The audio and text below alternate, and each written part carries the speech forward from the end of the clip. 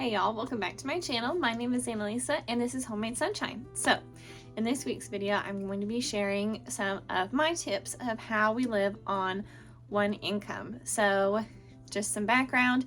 I am married and a mother-to-be. We have a baby coming in June. So I'm going to be a stay-at-home mom at that time, but I have been a full-time homemaker and whatever you want to call stay-at-home wife, housewife, since, what time would that have started? 2021 in the fall, roundabout. Before that, I worked as an x-ray tech for 2 years. Yes, that would make sense. I started in 2019, I left in 2021, and then we transitioned to me being at home full-time. At that point, partially at that time was because we were making a big move after my husband left the military, and we were relocating to Tennessee, and we knew we were just renting. We wanted to purchase, and we were not confident we were going to be able to purchase in the area we were currently living in, which we weren't able to, even though we loved that area so much. They rarely had houses come up for sale, so just one of those things. And so I felt kind of weird starting another hospital job when we would probably be moving in a year or less. And then we moved into this home a year later. We were planning on trying to have children at that time. And God had other plans that I fell down the stairs and had an injury, and then I got really sick and had a big surgery, and they told me to delay pregnancy at that time until I fully healed, and hence why I'm now having a baby, and kind of our whole journey of how basically I ended up being a full-time housewife for 2 years, which has been an incredible blessing. I feel like the whole last year before this pregnancy that I was really able to get my health together. I had to do physical therapy for 2 different injuries at 2 different times. I mean, I had a whole recovery process from a surgery in the fall, and that was the one that they told me to wait longer just because it wasn't like an abdominal surgery, and she had mentioned to me that just because of the nature of it, that she felt if I waited like 6 months, that would give my body a better time to heal and would make a pregnancy and a delivery a lot easier. So I followed her guidelines, and I actually really appreciate it because I do feel like it took me a while to get my core strengthened back up, and for everything to kind of like, you know, getting abdominal surgery is like a major thing. They have to like go through a lot of layers in your stomach and stuff. So all that to say is we're healthy, we're having a baby in June, and I'm still going to be now just transitioning from housewife to stay-at-home mom. So that is kind of that background there. And I think honestly it's kind of in some ways harder if you are going to be transitioning into being a stay-at-home mom. Maybe you're currently pregnant and you're watching this, or maybe you've already had a child and you're planning, you all are, there's my husband walking around in the background. You're prepping to become a stay-at-home mom in the future, but I feel like it's a lot harder because you're like halving sometimes the amount that you're bringing home, unless your husband just makes significantly more than you do before you come home.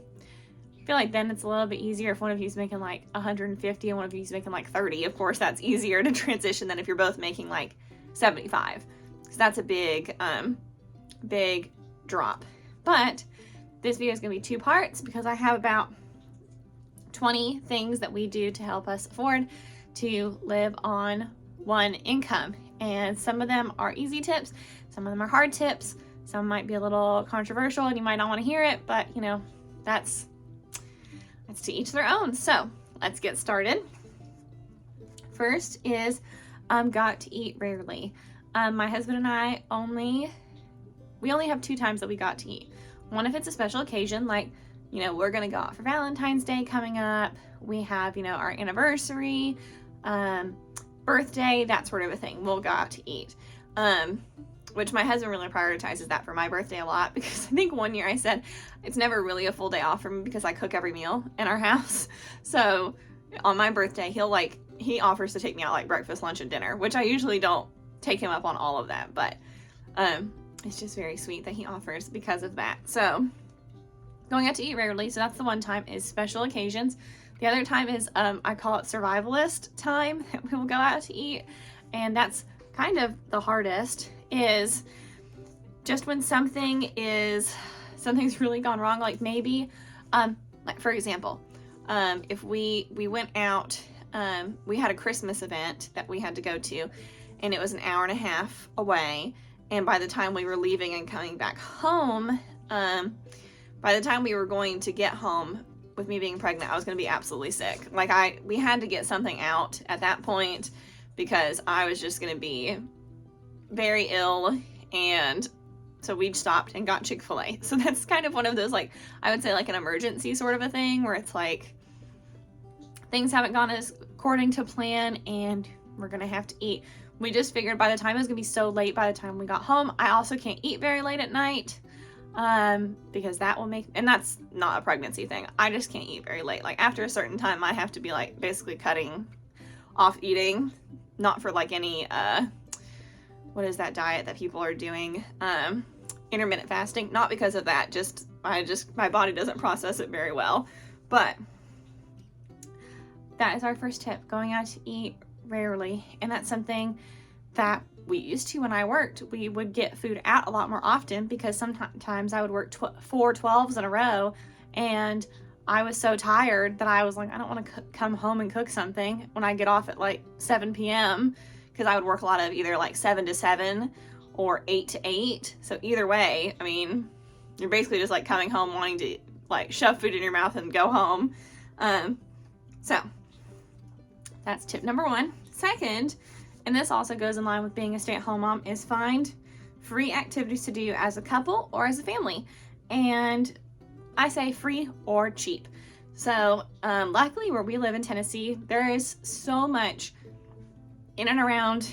Even we live in the middle of nowhere, and I say if you're somebody who lives in the country, like driving 30 minutes to something is like being like right next door, and for me to drive an hour to something is like, whatever, no biggie. Like it doesn't bother me. So some ideas, of course, are parks and hiking. There are lots of beautiful places. You're also getting great exercise in. If you're hiking just with your husband, it's a great way to just like get conversation started. I feel like we always have great conversations about like our goals and dreams and all of that sort of thing when we're out in nature. And it's just very peaceful. I love walking along a stream and, you know, looking at all the little critters that we find along the way. Don't worry, we don't run into bears too often. The only places I've ever run into bears has been like Pigeon Forge or Gatlinburg or Townsend, where Cades Cove is. Those are the only places I've ever run into them. Second would be festivals. This is harder with kids because you really have to like talk to them beforehand about how we're not going to be buying anything while we're there. Or if you do have a little bit of money, setting a limit of like a dollar amount that they're going to be able to spend on like a treat. The town we lived at before this one, tiny town, middle of nowhere, loved it. They did the best town-wide festivals. They would have, at one, the fire department would do like a free, like they would give you the marshmallows and it was like free s'mores, and you could roast them over buckets, like the big metal buckets. I don't know what that's called, big metal trash cans, and they would set those on fire and you could do that. They did horse-drawn carriage rides for free. Every time there was a festival, they had the same blow-ups. They'd pull all the blow-ups up and kids could just run on those for free and all of that sort of stuff. So I think it's just as long as you talk to your children about how we're not going to buy, you know, a lot of junky stuff, we've packed our own food, then it avoids a meltdown while they're there. And I say this from experience, which is a little side tangent. When I was a kid growing up, we would get season passes and go to Dollywood. And my mom and I would go together a lot of the time. There's an age difference between my brother and I, so by a lot of the time, like, he was like older and doing his own thing in the summers, you know, like, so he was not coming to our Dollywood adventures as much when he was like, you know, 16. So, but we would my mom would just tell me, like, every time we would go about whether or not we were going to eat in the park, or sometimes we'd pack lunch. If we had a coupon, sometimes Dollywood would give us coupons. We would eat whether or not we had money for a souvenir. And a lot of times I would buy my own souvenir if there was like a little tchotchke item that I really wanted. Like they have little glass figurines. I would maybe spend my own money on that. Speaking of food, this was like back in the day where we used to get Taco Bell, which Taco Bell is much more gross than it was at this point. We used to get the chicken chalupas Baja style, and I don't even remember if we used to eat 1 or 2 each, but they were so cheap. I think I asked her at one point, I think she said they were like only like $1 per thing, and that would be what we'd eat when we would leave, and it was delicious. As a kid, it was really good, and she liked it too. So I think as long as you communicate that we're not going and spending a whole lot of money on extras. How she used to say it to me about Dollywood was that she'd say, look at these other families. Some of them are only getting to come on this as their vacation. They're 1 vacation a year. We're coming at all the time, almost every other week in the summer, and we go tons even during the school year. She's like, we are going all the time. So we can't afford to spend that much every time. But some of these kids are only coming for 3 days in the summer. So this is like their big time. They're going to eat in the park. They're going to do everything. So made sense to me. It was logical sense, and there was no fits or tantrums. Next is the library. And this is even better if you live in a city, but even where I live, our library does tons of programs. There's tons of programs for children. There's tons of programs for you as an adult that you don't have to spend any money on, and you can just go and have fun.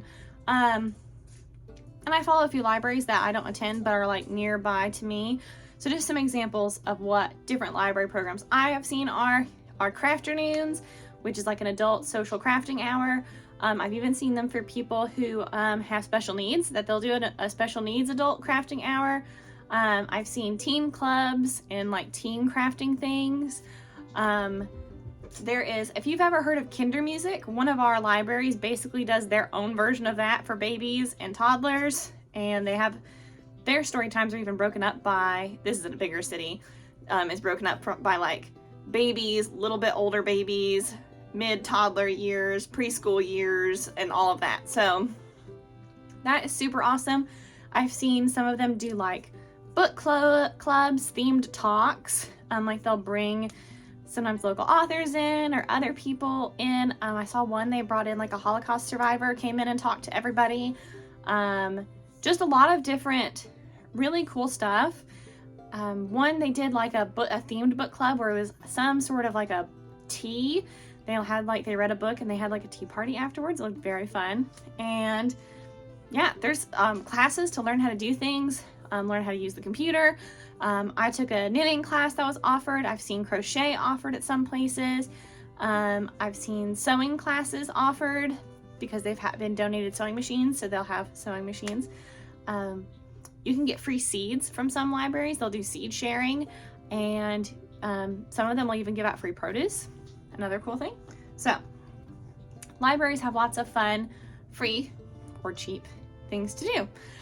Some places will make you like pay like a materials fee, which is usually like $5 or something, and very exciting on that part. So hey y'all, I'm actually jumping back in to add this in. While I was editing this video, I thought about it, and one of my tips talking about finding free or cheap things to do that I totally forgot about is something I just did the other day, is go to either your city or your state's tourism websites. They will post so many interesting places that you've never been to before and free things to do. I found out that a college that is within driving distance has a free art museum and free parking. There is another museum in a much larger town that also has a free like history museum. You can find out if some of these places have major free events or low cost events. One was like an old historic home, and at Christmas time they offer tours, and they'll have like snacks and things, and I think the ticket for that is like $5 or something like that. So very small price, and that's only for the adults. Like children under I think 6 were free. So if you've got little ones, and they were gonna have Santa and that stuff too, so they were gonna have things for little kids, and you'll be able to find out so many more freebie things from following those type of websites. learning the state parks in your area and seeing what free events they post. Around here, a lot of our state parks do birds of prey, where they'll like bring out the raptors and the, you know, different birds of prey to like show kids and talk about that. And that's usually free, or free guided hikes.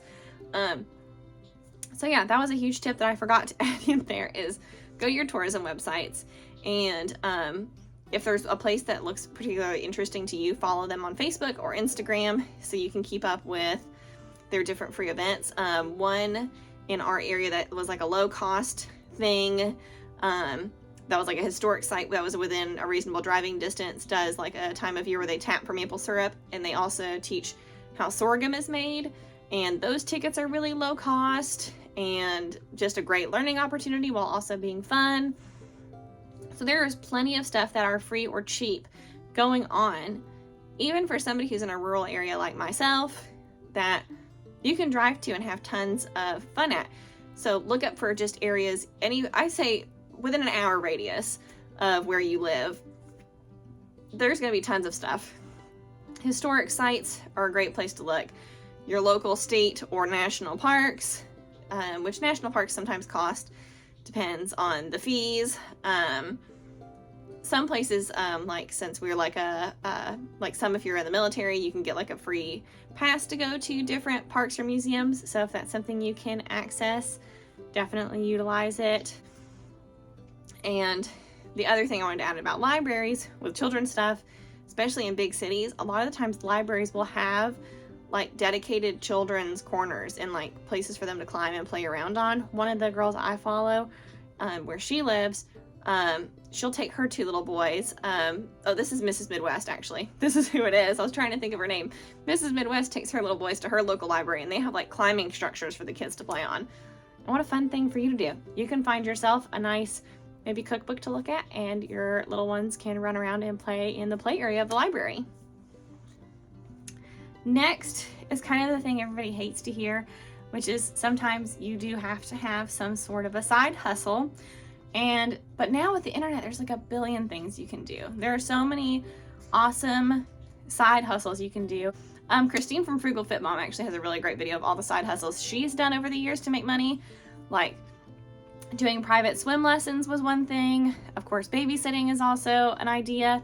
Somebody recently I heard said that some medical schools, they'll pay you to be a practice patient, which is where you're like a simulator patient, and you're not getting poked or anything. They're just giving you a script to go off of so that future doctors or nurses can have a patient to practice on. So side hustles, tons of things. Reselling clothes online, reselling other little things online. I feel like I've seen so many people do that. People selling crafts. I follow some really cool people on Instagram that sell really interesting stuff. One girl in particular, which she sells out like every time she has a drop. I've never been able to purchase anything from her, that she reworks old quilts into fanny packs, and they're gorgeous. They're so pretty, and like a lot of people do that, but I really like her style specifically. Some people do crochet, the like amaguri, I think is what it's called, where they're like fuzzy little critters. Those are adorable. I love those. So yeah, side hustles. There's tons of stuff now to do as a side hustle. Oh, another side hustle that is actually a great idea I didn't think of is that if you know a skill such as knitting, you can charge to do it. The lady who taught my knitting class was not charging. She was just doing it for free. But she said that she had charged before to teach it like at a homeschool co-op. Like she would come in and teach knitting for, you know, however many classes. Because teaching small children, like 8 to like 12, is a lot harder. It takes them a lot longer to grasp it than an adult would. Just because it's a lot of like, their hands are so much smaller. So she said it's harder when their hands are so small to be able to do that. But they can learn, and that's something that she did. So that's a great idea. Is there anything in your area that you could teach at like a homeschool co-op and get paid for, like a craft or a skill that you have? Another one is avoid your trigger stores. So for some people, that's like a Marshall's or a Home Goods or Target. For some people, it's craft stores like Hobby Lobby or Michael's. Some people, it's fancy grocery stores. There's so many different places that can be trigger stores for you. So don't go there without either a plan, like you have to get something, or a gift card, such as I'm planning on going to Marshall's soon because I have a gift card and there's a couple things I'd like. I'd like a new like tall mug, and I want to see if they have any cute Valentine's Day clips, but because I have a gift card, I feel fine to go and spend that money. It also helps if you live in the middle of nowhere, so it takes a long time to go to these stores and you don't really feel like driving 45 minutes to go to these places. Of course, the biggest one is going to be cancel streaming services / meal kits / Amazon Prime / all of those companies that have like literally just sprung up in the past few years. Stitch Fix, subscription boxes, all of the like. They just aren't needed. We don't pay for streaming services ourselves, even though it's just a small amount. Also, I listened to somebody talk about it recently. It's like, how much time do you even have to watch all of these streaming? If you have like 4 streaming services going at one time, how do you have enough time to watch all 4 of them? Like, that's just probably too much TV time if you're watching all 4 of them yourself. Amazon Prime, we've not had Amazon Prime in years. Most items, if you spend over a certain dollar amount, you'll still get free shipping, and you don't get 2-day. But honestly, I mean, what do you need in 2 days? Like, what do you really need that fast? I think that leads to more impulse purchasing, all of that. So just don't worry about it. Another one is, of course, buying clothes used. The majority of my wardrobe is used secondhand. And if you're wondering what I'm doing down here, my cat is right in front of me, and so I'm petting her. If you're like, what is her arm doing? Buy clothes used. The vast majority of my clothes are used. She's knocking the camera. Yard sale season will be coming up in the next few months, and there's plenty of things at the thrift store for the most part. And even if you're just buying things on Poshmark and eBay, it's still cheaper than going to the store and buying them brand new. So buy clothes used.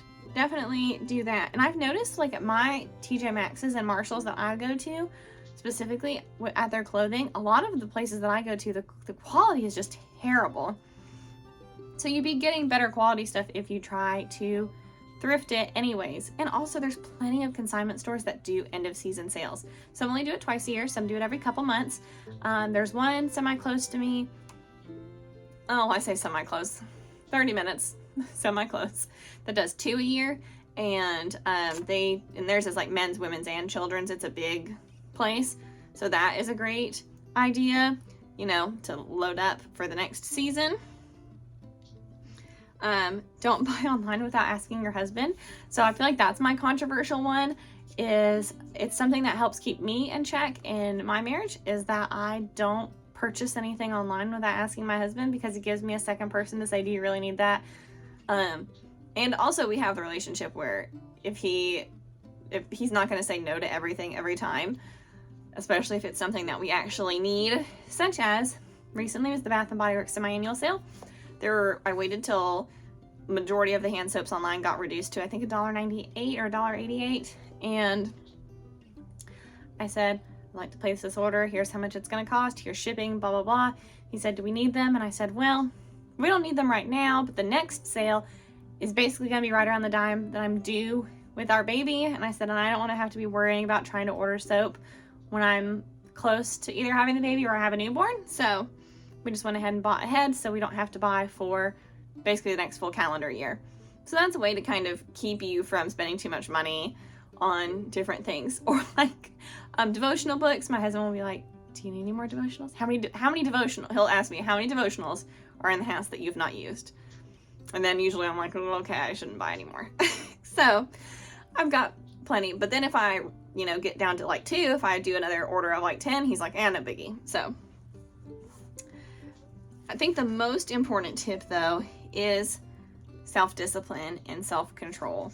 Not going out and treating yourself to a lot of different things. And I think it also, you have to have your why in mind. Like, why am I doing this? Why am I trying to save so much money? And if you're becoming a stay-at-home mom, a lot of the times it is that your why is your kids. Like, you want to be there for their younger years. If you're a homeschooling mom, you want to be there to educate your children.